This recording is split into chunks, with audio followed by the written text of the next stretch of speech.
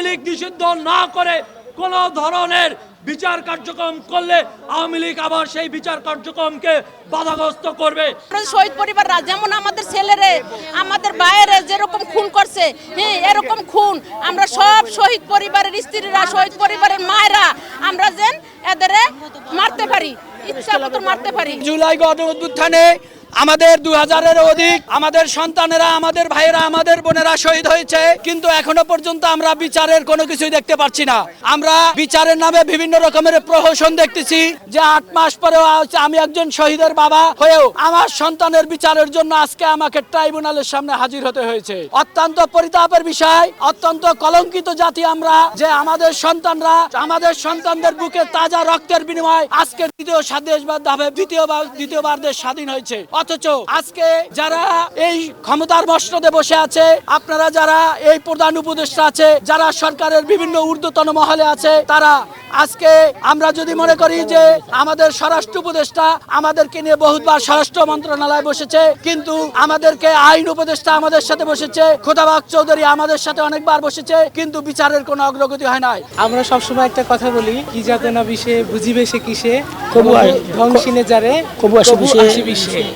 আমাদের যে যন্ত্রণাটা অন্য কেউ বুঝবে না। আপনারা দেখছেন প্রথম থেকে সবাই বলতেছে যে বিচার করবে, বিচার করবে। বিচার নামে যে রঙ্গমঞ্চ তৈরি করা হয়েছে ট্রাইব্যুনালে, সেখানে কাকে ফাঁসি দিবে আসামি যদি গ্রেফতার না করে। আইজি স্বরাষ্ট্র উপদেষ্টার কাছে গেলে ওনারা বলে, আইজি সাহেব বলে এত তাগাদা দিচ্ছেন কেন? 8 মাস হয়ে গেছে, কয়টা আসামি গ্রেফতার করেছে? এটা কি তাগাদা হয়ে গেল? আমরা ব্যক্তি স্বরাষ্ট্র উপদেষ্টার প্রতি আক্ষেপ নাই, ব্যক্তি আইজির সাথে আক্ষেপ নাই, ব্যক্তি কমিশনের সাথে আক্ষেপ নাই। আমাদের আক্ষেপ ওই চেয়ারের সাথে। ওই চেয়ারটাই হলো বিচার করার জন্য, আসামি ধরার জন্য।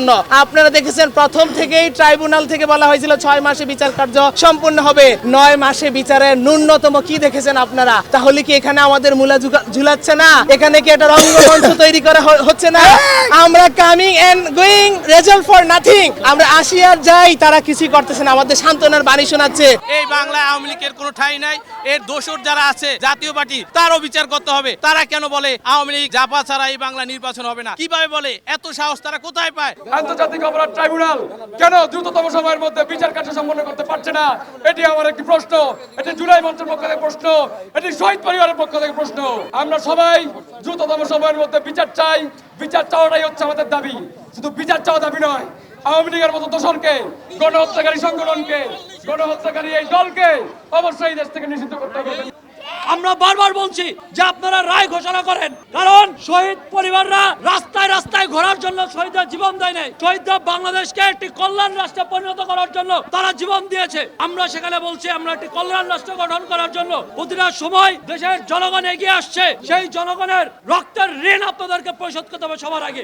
ট্রাইব্যুনালের এই গড়িমসি এবং কালক্ষেপণ আমাদেরকে ভাবাচ্ছে যে আগামীর বাংলাদেশ জনকল্যাণমুখী বাংলাদেশ হবে কিনা। আমরা যেই বিচার ব্যবস্থাকে স্বাধীন বিচার ব্যবস্থার জন্য কথা বলছি, সেই বিচার ব্যবস্থা কি আজও হবে কিনা, সেই জন্য আমরা সন্দিহান। আমরা শহীদ পরিবারের পক্ষ থেকে গত 34 দিন ধরে আমরা আন্দোলন করে যাচ্ছি।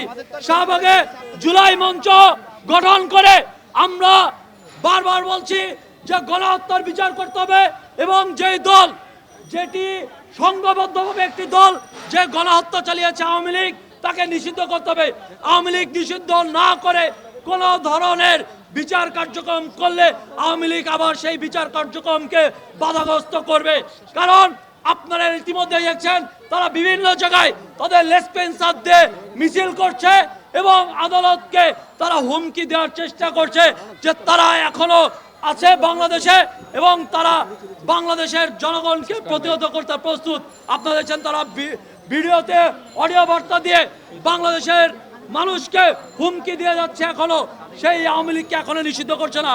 এই জন্য আমরা বলছি বিচারিক প্রক্রিয়ায় নাৎসি বাহিনীর সাথে তুলনা করে আওয়ামী লীগকে নিষিদ্ধ ঘোষণা করতে হবে।